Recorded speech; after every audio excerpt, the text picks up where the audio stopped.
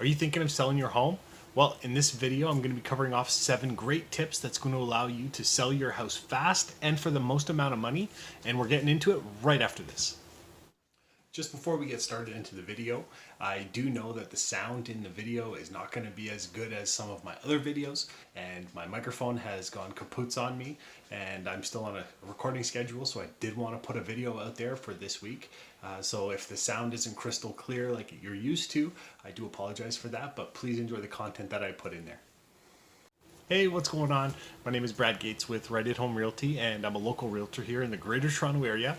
If this is your first time to my channel or watching any of my videos, be sure to subscribe to the channel and click that little bell. That way you're notified each and every time I do post new videos. These video covers off what it's like to eat, sleep, play, live, everything right here in the Greater Toronto Area, whether it be Oshawa, Whitby, Ajax, Pickering, Toronto. And it just gives a great insight on what it's like to actually live here. On top of that, I do provide videos such as these where it's going to be tips and tricks on selling your house or the buying process. So then subscribe to the channel, that way you're kept up to date with everything that kind of I'm putting out there. I do go live from time to time as well, which gives a great opportunity just for a live question and answer. So if you have any questions and you don't feel like calling or emailing or texting, that you can just type your little question in there, and then I do answer it live to the best of my ability. I have people reaching out from all over the world that are looking to buy or sell here, and I absolutely love it. So if you are looking to do that, be sure to call, text, email, send the carrier pigeon, whatever is easiest for you, and I'm here to make the whole move, relocation, whatever you're doing, so much easier. I hope you enjoy the video, and we're getting right into it. So our first tip has to do with any small maintenance issues, also known as deferred maintenance. So it's things in your house that you may have just got used to, or you've overlooked, or you just figured, I'll do it later. Well, now's the time that you do want to kind of tackle these things. Some of these examples that I commonly see when I'm previewing homes or viewing homes or going to see people's homes that they're looking to sell is things like holes in the drywall, the caulking around the bath, or the kitchen counters, or the doors and windows, scuffs on the walls. That's a very big one that I see a lot of. People just get used to those little scuffs. And in my house, I have 2 kids, and they're 4 and 2. So you can just imagine all of the scuffs that are on our walls. And what I've learned is that a magic eraser is an amazing invention that gets pretty much everything out of walls. I don't know what they do, but it's definitely something where we have 1 to 2 boxes of on the go, because we do have an active household.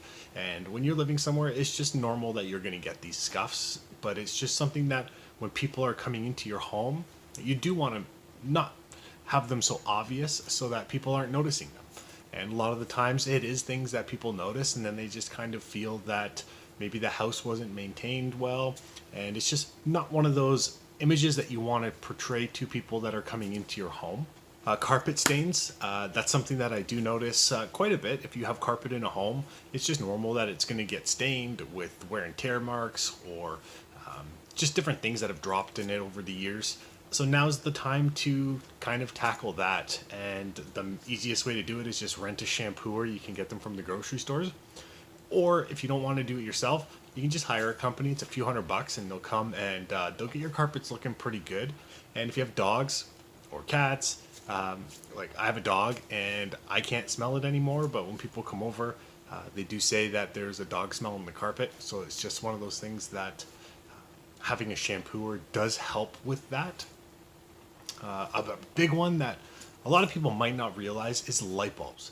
Change the light bulbs, because if you are walking through a home and you have a 3 light fixture and 2 of the bulbs are out and there's only 1 light going in there, it's going to be dark.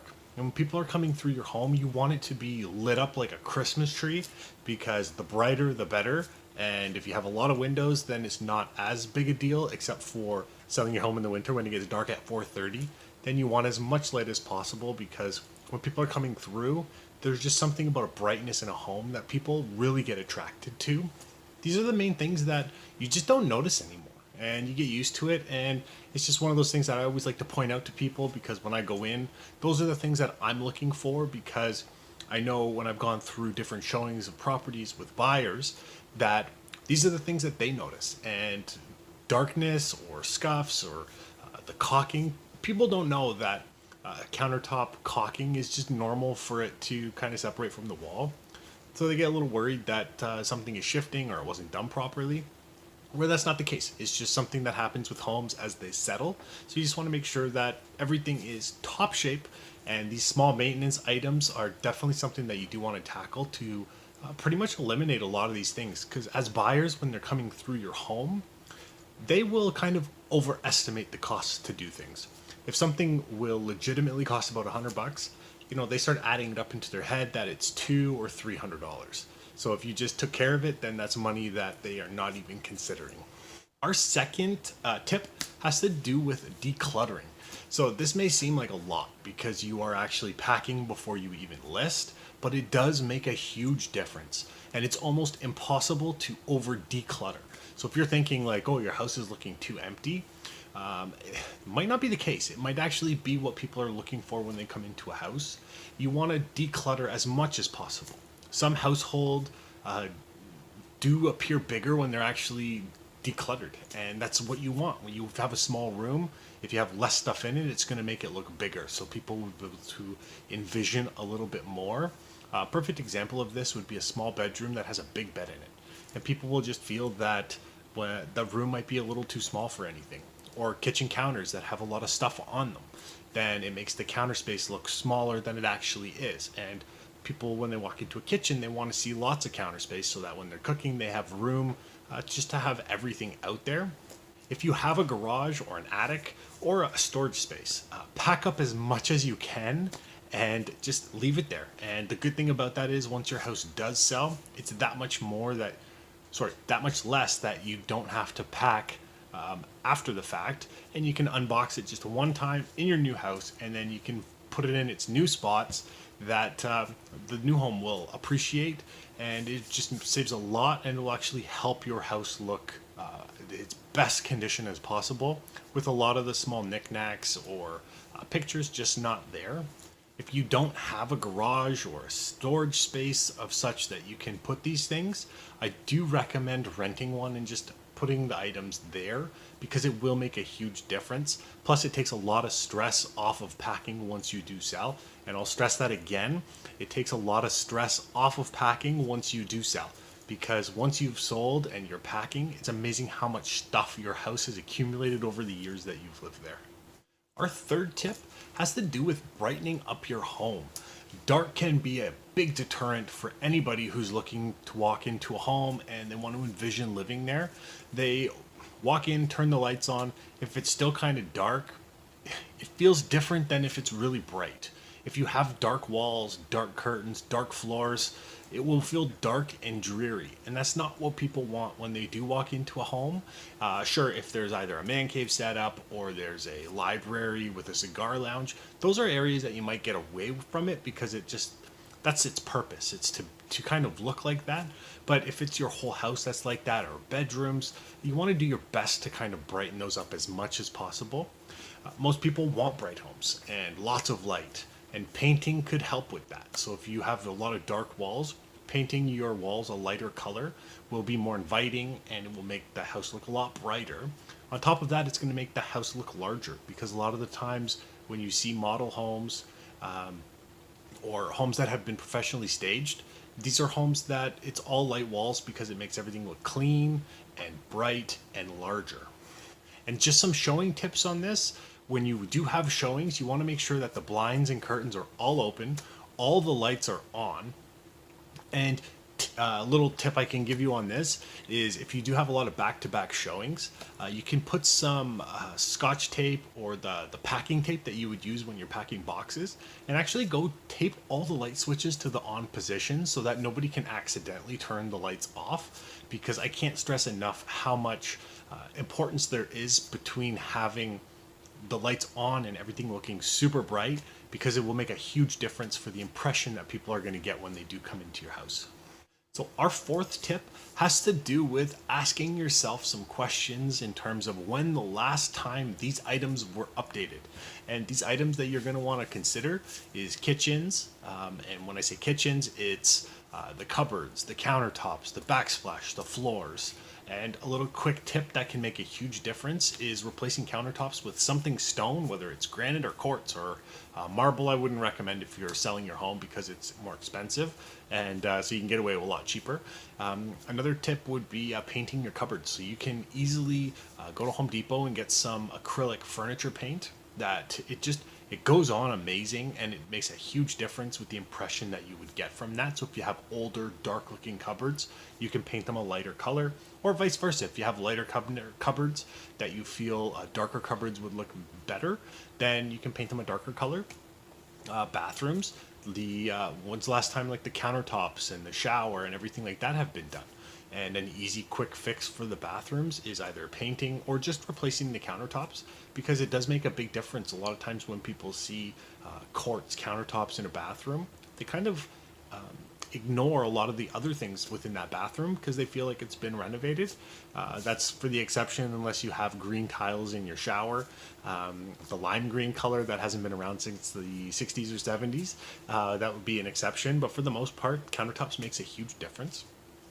Floors, you can, if you have carpet that's in rough shape, you can replace the carpet, or you can just lay laminate flooring. Stuff like that makes a world of difference. It makes it look nice and new, and that's what people like when they are looking at homes. If they can get something that has a lot of the work taken out for them, it makes a big difference. And hardware, so if you're looking at your doorknobs or your kitchen cabinet handles, you look at those kinds of things. If they look old, it's a quick fix. You go to Home Depot or Lowe's and you just try and replace them with something that looks a little bit more modern or traditional, depending on the style of your kitchen. An easy, inexpensive one is the outlets and faceplates. So if you're walking through your home and you have the almond color faceplates or light switch covers, consider switching them to a white. The newer looking white faceplates, they do make a big difference with making things look newer. And then the last thing would be appliances. So when's the last time the appliances have been swapped? And you can go to Home Depot, Lowe's, Canadian Appliance Superstore, The Brick, and you can just get some inexpensive but newer, nicer looking appliances, and that would make a big difference as well. Our fifth tip has to do with the curb appeal. So there's an interesting psychological concept, and it's called confirmation bias. And pretty much it's a quick snap judgment of what a house impression gives off to somebody as soon as they're pulling up. If they pull up and they see that the grass has been cut and the garage door has been painted and everything looks very attractive, then they're kind of looking for things while they walk into that house that confirm that snap judgment. So they'll walk in and they'll ignore some of the things at first that they might otherwise care for, and so they just go in looking for things that confirm that they're impressed with the house. And it works the same way on the flip side. If they walk up and the grass hasn't been cut and the driveway looks like crap, that they're going to walk through that house thinking that the house hasn't been maintained very well, and they're going to miss a lot of the nice things, and then they're going to focus on the squeaky floors or all the scuffs on the walls or the kitchen that has the grout behind the countertops coming off. And so it's just one of those things that the biggest difference that can make is just by maintaining the outside of the house, whether it be pressure washing your siding or if your deck has the paint or stain kind of peeling on that, just get pressure washer and a Thompson water seal, and that will make your deck or fence look a lot better, which will help with that initial impression that people are going to get when they are walking to your house. Other little things that you can do is just make sure that the grass is cut. You can lay some mulch in your gardens just to make it look more attractive. When they pull up, if the impression they get is cute and pretty, they're going to notice more of a welcoming feeling. On the flip side, if they pull up and it's ugly and overgrown, then they're sitting there focusing on the overgrown yard and the mildew all over, the door handles that are outdated, the smudges and scuffs, everything that is there. And so some of these little things that you can do to confirm that initial feel is just make sure that the grass is cut, mulch has been laid in the gardens at the front of the house or the backyard, mildew, if there's mildew on your siding, just pressure wash it off, and then that way the siding looks good, and then you can paint your garage door or your front door just to give that initial impression that the house has been very well maintained. Our sixth tip has to do with depersonalizing your home. And this is often very hard because you might have put pictures up there 5, 10, 15, 20 years ago that have not left where they are. And because you're showing the home to other people, when they walk up or walk through your home, they want to envision themselves living there. And if they have constant reminders that the house is not theirs, they won't have that same attachment that they would have if they walk through and everything is neutral and decor items that are there don't have any significance behind it. Some of these things that you might want to pack up and put away safely would be trophies or kids' art that has been done, anything personal at all. Pack away very carefully and then unpack it in your new home. And I've had it in times where you're walking through a house and you notice things where, it might not have been the best situation. And the fact that it gets tainted for our viewing is just something that if you can avoid it, why not? Because your goal when you list your home is to sell it. And you just want people as they're walking through to be able to picture the home being theirs and not somebody else's. The seventh tip, and the one that I saved for last because I do feel that it is important, is interview agents early. So it gives you an opportunity to interview more than one. You're not having to rush in listing your home, and you can actually be able to feel them out and see if you connect with them. Do you feel that their marketing plan is going to be something that will best suit your house? And you got to make sure that there is a marketing plan. Marketing plans for me always include the photography, the social media boosts that get put out there, different staging, make sure that the house is perfect and that it's being put out there to everybody. And then you also want to price it accordingly. So these are all things that you want to understand before your home is being listed. Besides the marketing plan, you want to make sure that the communication is good, because that is the biggest complaint that I hear from people, is that they are working with agents that just don't communicate with them. So they're not giving feedback on showings. They are not answering phone calls from people reaching out from realtor.ca or Zillow or Zoocasa, like all these other websites that are out there that people are interested in homes and they can't get a hold of the listing agent. So if they can't get a hold of a listing agent, odds are buyers, realtors are not able to get a hold of a listing agent as well. And when you're selling a house, you want to make sure that the agent that's selling your house is going to be reachable, because if somebody wants to put in an offer on a place or they want to do a last minute showing that an agent can maybe coordinate, that makes a big difference. And I've had it personally where I'm taking buyers out and I line up 4 or 5 houses, and then while I'm talking with them, they mention another house that they might be interested in, and I do one of those short notice bookings that can get done, and sure enough, that's one of the homes that they end up submitting an offer and buying on it. And it happens a lot because people just, they don't always see what's being listed, or things get listed while, they've been coming home from work. So being communication focused is definitely something that is very important, especially in a sales business where you're trying to help people sell their homes. You want to be reachable. Another thing you want to make sure is that they actually have a marketing budget for your home. I hate it when I see listings where the pictures were taken by a phone and they weren't even taken in landscape.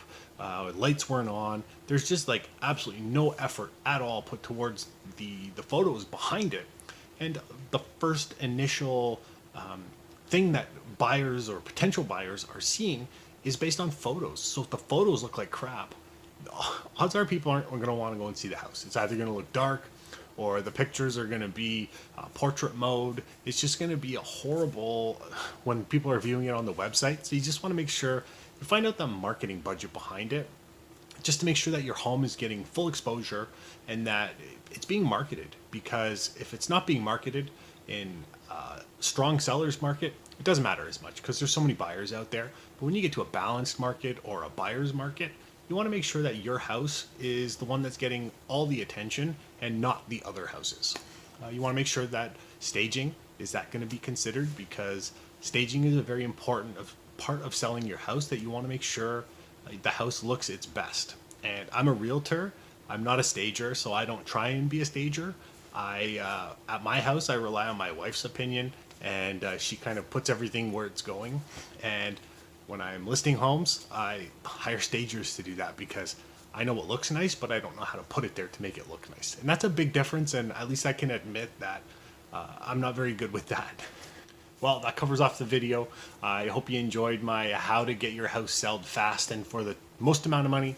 And if you have any questions, you can reach out. If you did like the video, please like it. That way it allows YouTube to put the videos more in front of other people who might be looking to sell their homes, or tips on selling homes, or moving to Oshawa, Whitby, Ajax, Pickering, Toronto.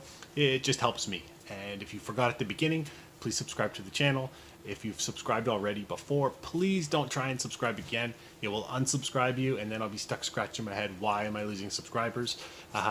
This channel covers off everything and what it's like to live here, eat here. It gives tips on real estate. I go live all the time. So that's what this channel is about. If you are looking to sell your home, I'd love to be one of those agents that you are at least meeting with to allow my opportunity to present my marketing plan to you. Be sure to check out the other videos on my channel. Thanks for watching, and until next time.